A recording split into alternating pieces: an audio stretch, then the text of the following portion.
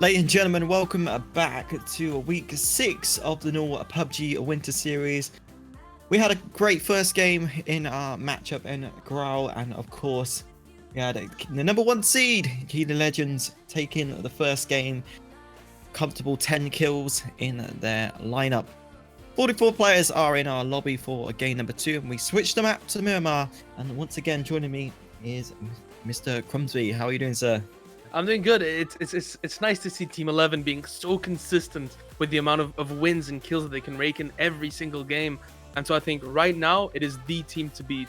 And I think it's going to be down to teams with players such as Atomical, Pecheneg, and things like that to simply come and take these teams down. And if they are not taken down, they are going to be sitting in that first place so comfortably that it's going to be hard to take them out of their throne. Yeah, so they're trying to consistently build on their lead. I think it's almost now in the 6,000 points total, as we are going to be getting into our next game. And of course, as I was saying, we switched the map. It's going to be Miramar. Now, as we were talking about earlier, we were talking about the with only 44 players, the teams are going to be spread out quite a lot in essence. Miramar is even tougher. What would you say? What would you like if you were in one of the teams right now you're playing? What would you do? Would you still go to your same spot, or would you take a risk?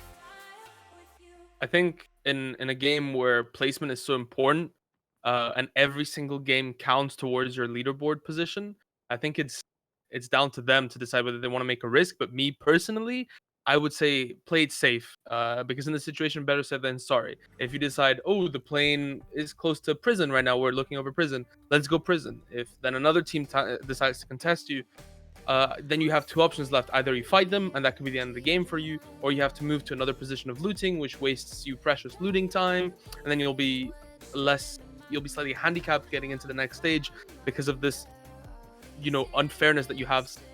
One less scope, a couple less pieces of looting or whatever. So if it was me personally, I would stick to the place that we're used to looting, because teams kind of have, their setup as well. Where I know when I used to play a little bit of PUBG leagues, we used to have a beautifully drawn design on paint of each route that people would take to loot, the routes that we would change to in case we were contested from different places. So I think it's good for the teams to stick to what they're used to, so that they're confident in their looting and their movement from that position that they start at. And it slightly gives them an advantage of not having to worry of new things that they haven't possibly thought about in previous. Certainly so. So 10 seconds remaining before the match starts. I want to also give one quick notice as well.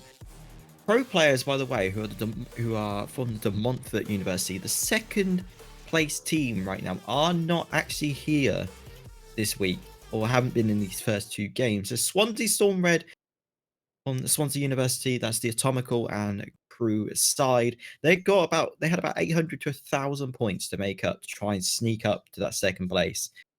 So they're going to be coming out strong in these game number 2. As we can see, it's a perfect north to south line. So teams are going to be spread out quite well, and teams will be able to go to the home bases quite comfortably. I like seeing planes like this. It really makes me happy to know that every single team has sort of a fair and equal opportunity to go to their position.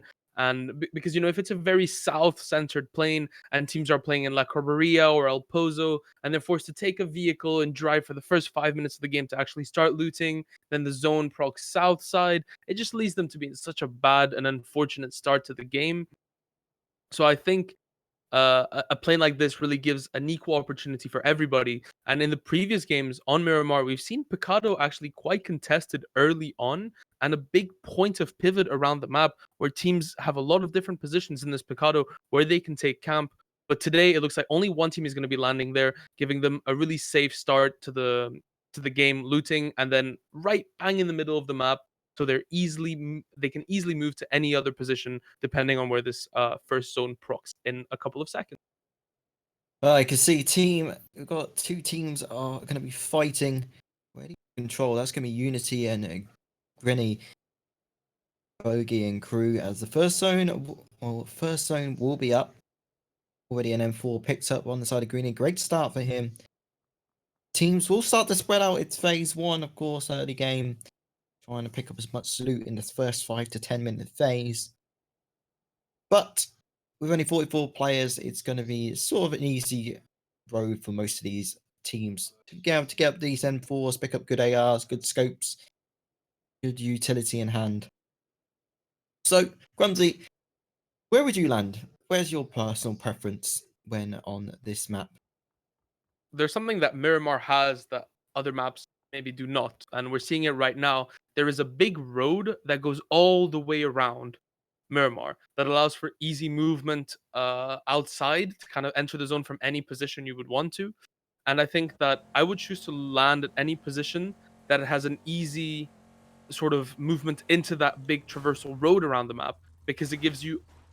Oh, as I'm speaking, I just see a sort of an interesting decision by Bogey here, having a nice little flip over with his car. But yeah, so just to back to what I was saying really quickly, I would choose to land in a position that would be close to this road so that I have the option to quickly, as soon as I decide to stop looting, to move to that road and have a clear and quite quiet journey to enter this first zone that takes a very, very big chunk of Miramar into it. So, for example, El Pozo is a very good spawn with a lot of vehicle spawns around the western side of the map, right in the direction of that road. And we were talking earlier, actually, Osamar, about the skins that people were wearing in the game. And we see Atomical here for Miramar bringing out the cowboy hat. How important do you think that's going to be to his team's placement today? I was just about to say that he's got the cowboy hat.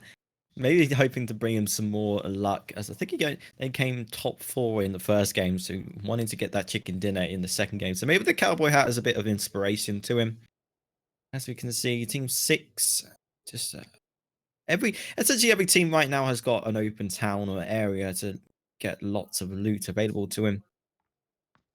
And he's going, as we did see earlier, the attempt from Fast and Furious coming into play did not really work. I was a bit concerned how fast he was coming in with the car. I thought he was going to do a lot more damage, but luckily got a quite a big escape. As teams will just be looting up, 2 minutes 20 remaining before the first zone starts to push in, or the blue zone, in fact. So Crumsy, what for me is like, what is your ideal setup if you have if you've got to pick one AR and you've got one sniper essentially in play? I'm a big fan personally of 7.62 ammo. I think I love rocking an AK, and I've got the Shroud skin, which ultimately means I hit more headshots in the game. So I like to be picking up the AK because it's simply, in my opinion, one of the strongest ARs in the game. So I use it for any close quarter or slightly mid to short distance fights. And then in a secondary position, I like to have a fully equipped SKS. I think is my favorite gun to be rocking.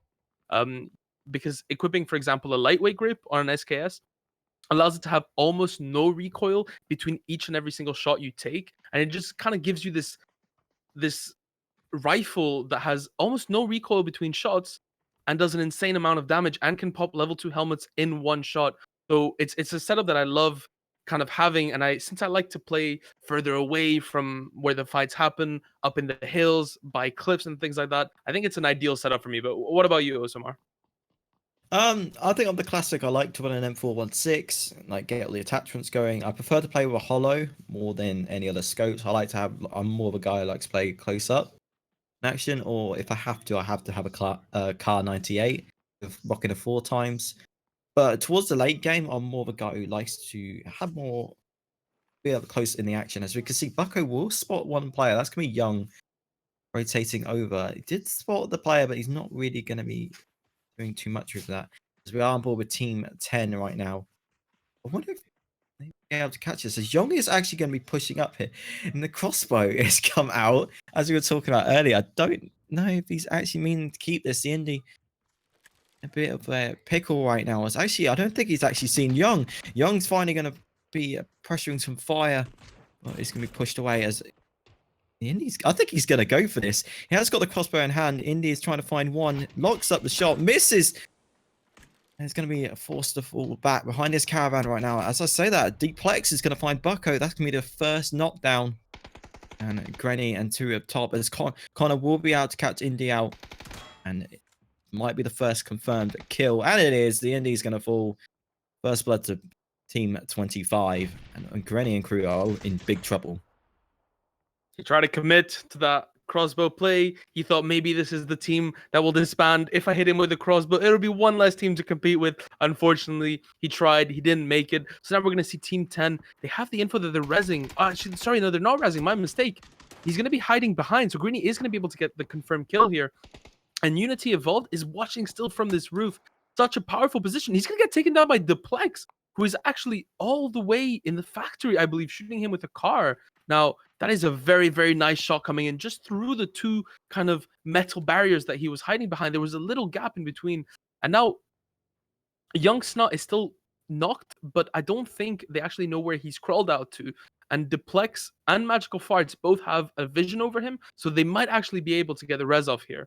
But to talk a little bit about what happened earlier this fight, Team 10 had vision, as you saw. They were seeing them move out to the compound. And I think Team 10 played that really well, where they decided not to take any shots off, to not give them the info that they had, that they knew that they were there, and instead they decided to wait and take the fight later on where all of their teammates were ready to take shots at this Team 25. Unfortunately, it didn't work out in their favor, and Team 25 are going to get the res on Young Sna, and Team 10 have decided to move out, let them take control of this compound, and they're going to be meeting on later in today's game.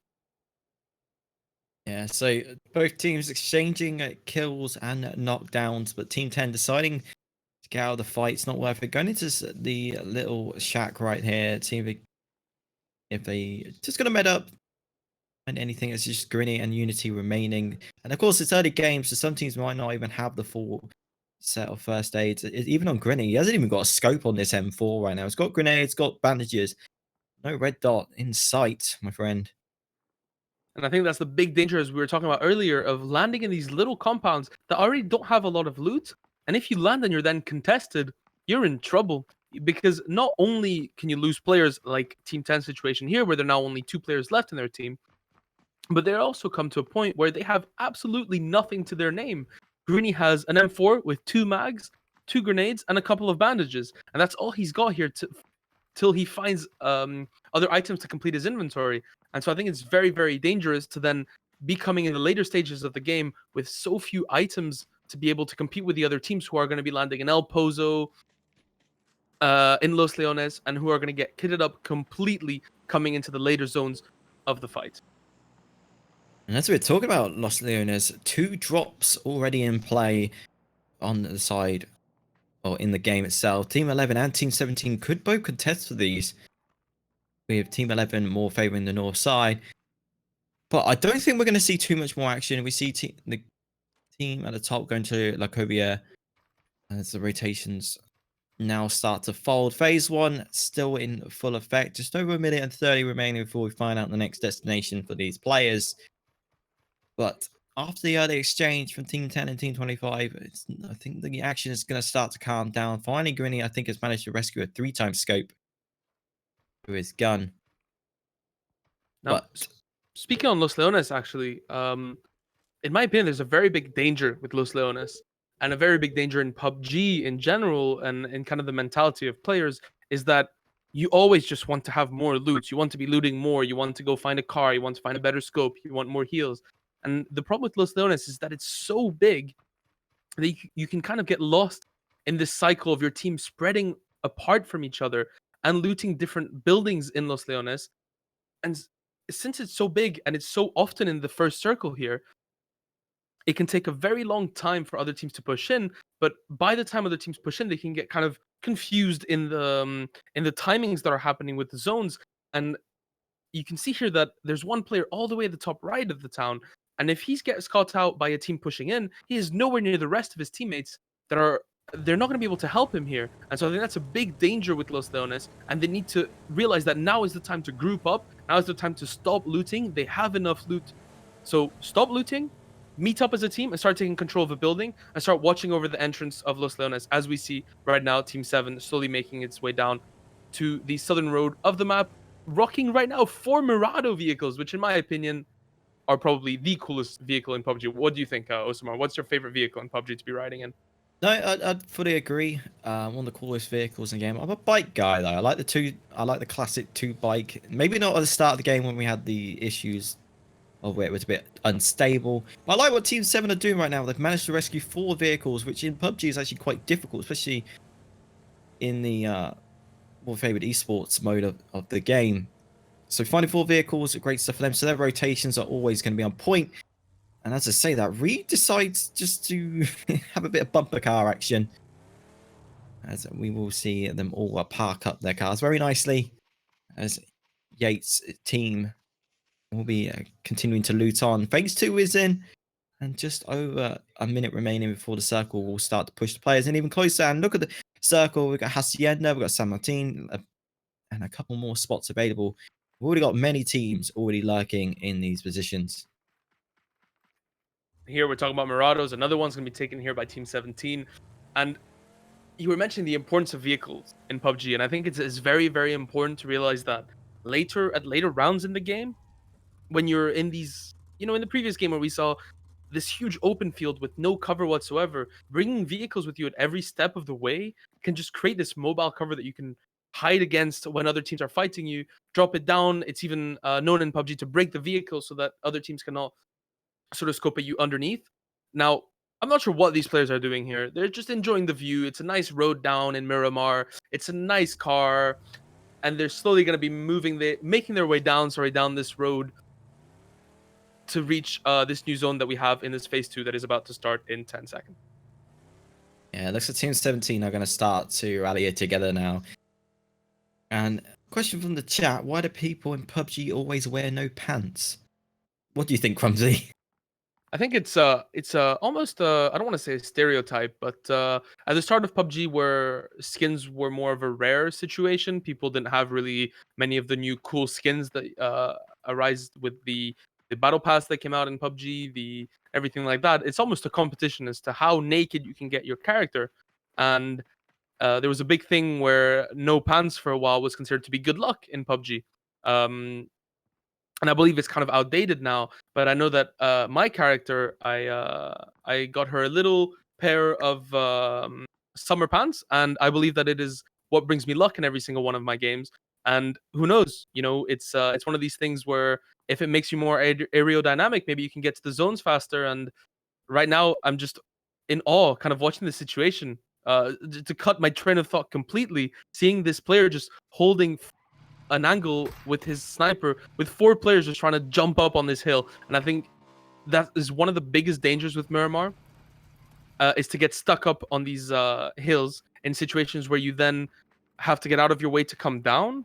And when you have to come down, there's times when you actually cannot fall, because if you fall, it is going to knock you.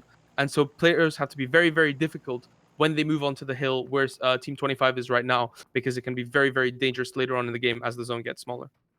Yeah, Team 25 holding it very well on the mountaintop here. They did spot all the Team 7, so they know where one of the rotations has come in, as we are on board with Yates, trying to get on top, like, towards some higher ground.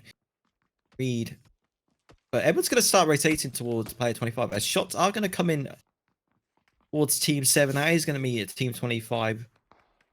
But not really too much action. Look at the rotations now coming in. Team 25, that's going to be Magical Farts trying to pop some shots with the 3 times and the SLR, not being able to really connect with anyone. But I like this as well from Team 25. They're going to get great information from this. This next circle is just given. We're into phase 3. We're seeing people in the vehicles already trying to establish these, like, control, the building control. It looks like teams are setting an image for themselves with what vehicles they're driving. We see Team 7 with the 4 Murados, Team 14 just driving past here with 4 SUVs. It kind of sets it, okay, we're this type of team. And if you want to be challenging us, you're going to have to be challenging our whole squad in all our SUVs. And it kind of brings them a little kind of fun image as we're watching it, especially from a caster's position. But we are gonna see these teams still fighting in the top of these hills. It's kind of a dangerous position to be in, especially with Miramar, that doesn't have as many houses to be holding camp into as Erangel does. But it does have the advantage of having all these hills and cliffs that players can play around. And I think we're going to be seeing a lot of the players here trying to get up of this hill, because it can be very, very dangerous later on if the zone ends up being on this higher ground, for them to be making their way up with the only 2 paths leading up on the west and on the east side. Certainly so. So Fail Slug will manage to get a tag on to Yates. He should be able to get rescued up, though. As that's going to be team 14. Only getting the knock, not the confirmed kill. And as we say that, look at this. 3 M24s, I believe, and an SLR. This team is like stacked with snipers right now. But they're in such an open position. They're gonna have to check all 4 sides of the map. They only really have one idea right now of team 7. Where is the circle? I would like to see what the circle has gone into. As we are winning in phase 3. We've only lost 5 players from the server so far, and it's always becoming a sniper battle for teams. As we are on board with Fatal Slug. He has got the 8x scope and the silencer as well. So almost a perfect combination for him. He did get the tag with a knockdown earlier, but not being able to confirm the kill. Needs some 16 points. As every kill will matter later on. You're talking about the perfect combo, the M24 with that 6x scope. I think that is especially the best combo on Miramar, having so many fights that happen like the one we're seeing right now, where teams are so far away from each other and they are just hitting shots off. Just not even their aim is almost not to kill the other team. It's almost to simply knock them again and again to just drown their heals, so that when they get in a more realistic fight closer up, then they're gonna have a situation where they come with a team that aren't gonna be able to heal up. They're maybe not gonna have helmets. They're not gonna have vests, and it's gonna be an easier fight to take. And so I think that's almost their objective here with the snipers, is just to get tags out, force some heals to be popped.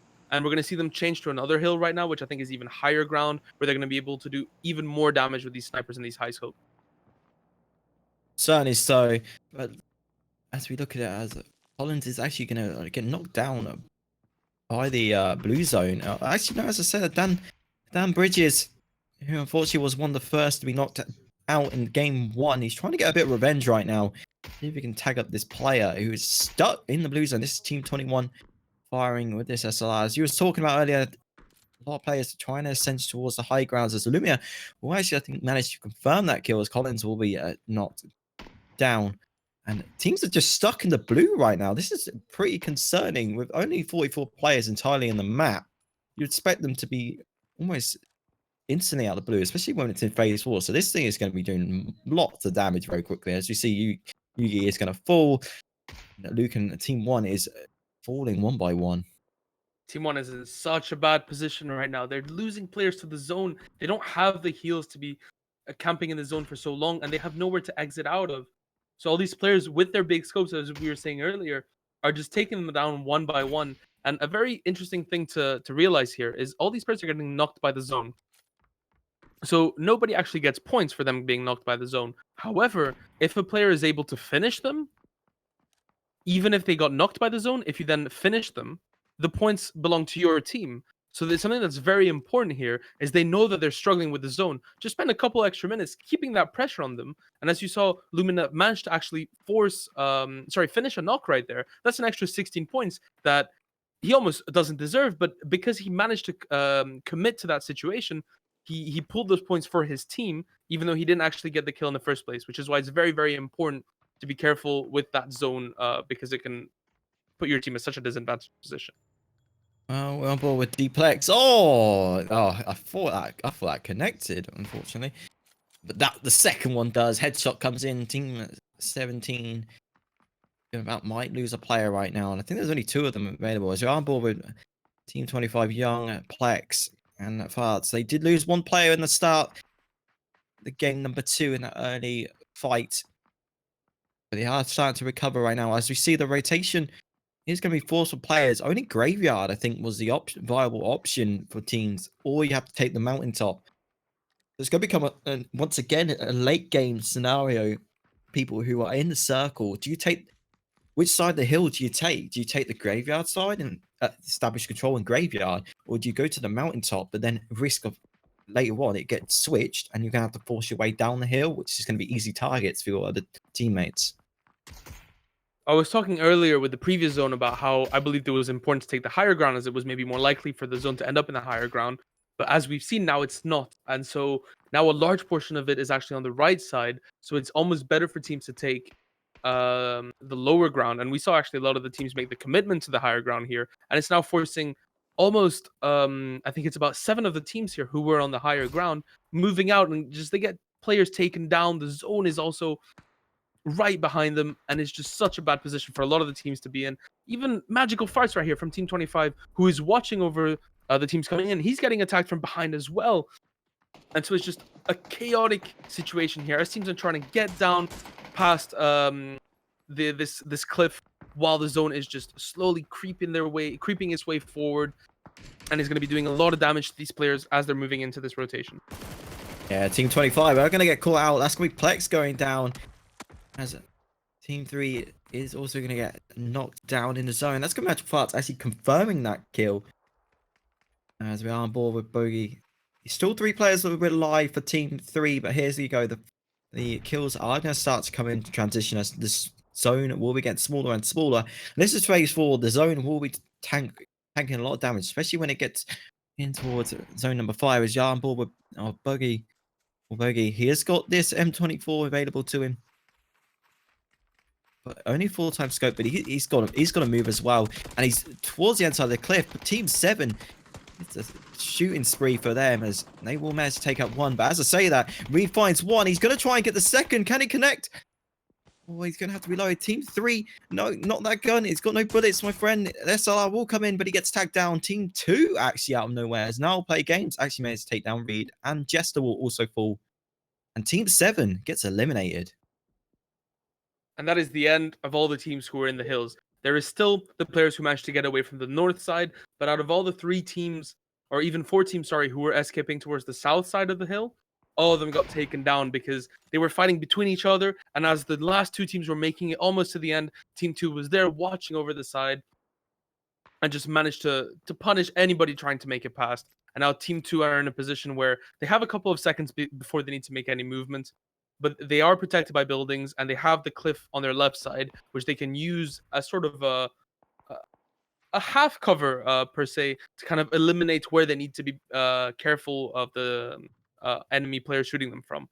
But we are seeing still Team 6 and Team 14 on the upper side of the hill. Now, Team 6, I hope they know that Team 14 is behind them, because otherwise Team 14 will slowly be creeping up and can punish them so easily from behind. But Pechenek does seem like he knows, and he's just watching on the side of this hill here. Yeah, he's getting tagged by Team 21 as well as now Play Games finds another one. Team 6 is getting tagged up from multiple angles as now we'll confirm that kill. That's another 16 points to his team. As it's Atomical and crew having to stay alive. While this is all going on, though, keep an eye on Team 11. Team 11 are actually in the only one of the only few compounds remaining. They've scored all 4 players. That's our number 1 team right now at Keeley Legends or Keeley University. The crew took game 1 quite comfortably after that, winning that 2 versus 3 gunfight. And now they're trying to get a repeat again for the 2nd game in a row. But look at the chaos on this mountaintop right now. If you have a quick look at the minimap and look how dense all the names are because of how many players are stuck in such a small section of the map. I think that almost puts Team 11 and the other team, I'm not exactly sure who it was, but playing on the graveyard side of things, they're in such a good position right now because like all the other teams just kill each other, have the fight between them, and you're just getting positions when you're not even having to move. I think that puts them in such a nice kind of spot. And there's actually one member left on that side as well from Team 1 who's just slowly waiting to gain free positions for his team, even though they all got taken out earlier on. Oh, as Team 14, they should be able to manage to secure this kill. They're going to actually let the player go down. As Team 6 is all just crawling towards him. We'll get knocked down. Team 14 did lose. One player has been knocked, but look at the blue. Blue's coming in. I think they should be secure for this side. But they've got to get down the hill, so now it's going to become a nasty situation for them, especially with Team 2, Deathblade and crew lurking towards the bottom. Team 21, got Team 21, Team 11. Team 11, though, as I was talking about earlier, just sitting back, relaxing, letting everyone else take the fights. As, of course, it's 400 points for a win in the NUEL PUBG Winter Series. So they want to get the 2 wins in a row tonight. As we are on board with Deathblade. As I say that, though, Team 11 have had enough. They want to get into this action. Vanilla finding one player with the M24. Headshot actually connecting, knocking one player down. As Fatal Slug will go for the fight, does manage to trade out 1, and Team 14 and 2 go into effect, but Team 14 with the higher ground right now, they've been able to use the mountain advantage, and it's all essentially it's down to 2 players. They will confirm the kill on Deathblade. Deathblade will fall. Team 2 are already backing out this fight. I think Team 2 have decided here, this mountain is not for us. We're going to find another way into the zone here. It might be less advantageous position for them, but at least they won't have this Team 14 watching over them every step, every move they make. And now we're seeing the last member from Team 1 who I was talking about earlier. As the rest of his team was dying to the zone, he managed to escape and managed to get his team into the 7th place. So I think now his only job here, he knows there's no way he's making out of this. Oh, well, there we go. There's no way he's making out of that alive. And Team 11 with Epoch here, very good use of the grenades, and it just simply ends Team 1's road into the game here. And as we were talking about Team 2 earlier, 14 made their way down, punished Team 2. They said, no, we're not letting Team 2 slide into the zone.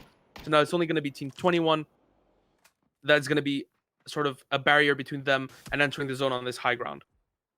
Yes, Team 10 who are in the gunfight early in the game right now. They've lost Unity. It's just down to Greeny right now as the on board with Epoch. He has got lots of snipers coming out from this game itself. As you can see, 3 currently on the side of Team 21, Akili Legends. They are going to try and take down Greeny before he potentially gets out to his rock side. But he's got no choice. He's got to keep moving because the zone is coming in. And I don't think they've seen him just yet. They've got a clue where he is, but not being able to take Team 10 out of the equation right now. As we only have 5 teams remaining, grenades will be thrown down. Not close, my friend. Greeny is still staying alive. And as I said, Neil's managed to pick up Team 21's somewhat. He will be going down. 5 teams remaining as we are coming up to the 30-minute mark in this game. And the teams are spread out quite evenly. I want to see where this next zone will come in 10 seconds time. But it's surely advantage now for Team 11 once again. And I believe it's the last member of Team 6 slowly snaking his way into the zone here as well, right at the bottom. And with this new circle coming in, this might actually be an advantage for this last member from Team 6. And he might be able to survive long enough to grab his team part of the top 3 position. Team 11 know that Greeny is right there. They might decide to go punish him before leaving so that they're sure that there's no one in their back. Greeny's only job now is to survive as long as possible, hope that another 2 teams die, and score those a significant extra set of points to grow his team on the leaderboard, even by a tiny bit, that could guarantee him this top 16 position to qualify for the playoffs. Certainly so. And look what the next zone is, as Dan Bridges will manage to get a headshot onto Team 14's Aru.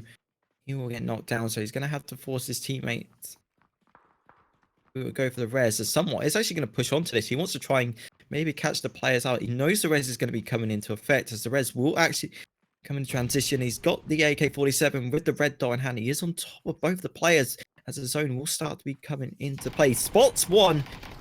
No, he doesn't confirm the kill. Aru turns on, burns him, somewhat falls. And the Hills are taking advantage as the blue zone. I don't think they're going to have time to rescue this player right now. Team 21 is going to be struggling as Chaz will be taking his own, damaging his own life. As Dan Bridges tries to push for the kill, does not get connected. As Epoch is actually going to take out Greeny from earlier. Fatal Slug finds another kill. Lumia's going to fall. And it's now just down to 4 teams remaining. Everyone's going to have to push into this new zone right now as Fatal Slug should be able to get this tag down. Lumia's going to fall. Dan Bridges is already down to just 1 remaining right now. Where is the player? Team 14 completely turning this around. Because this Team 21 were pushing onto them and had the complete advantage and didn't manage to do anything. Now Fatal Slug is right next to this last player who he doesn't know that Chaz is in the smoke here. Chaz is going to cut him out. Ayuru is going to be able to, Ayuru is going to get taken down, but Fatal is going to punish him straight away because they did not know that they were just right next to each other in the smoke. Unfortunately, Team 11 do know that they're in the smoke, and I think that this might be the end of them here. If they don't have another smoke to pop down to be able to get the res off, maybe pop an extra med kit or some boosts.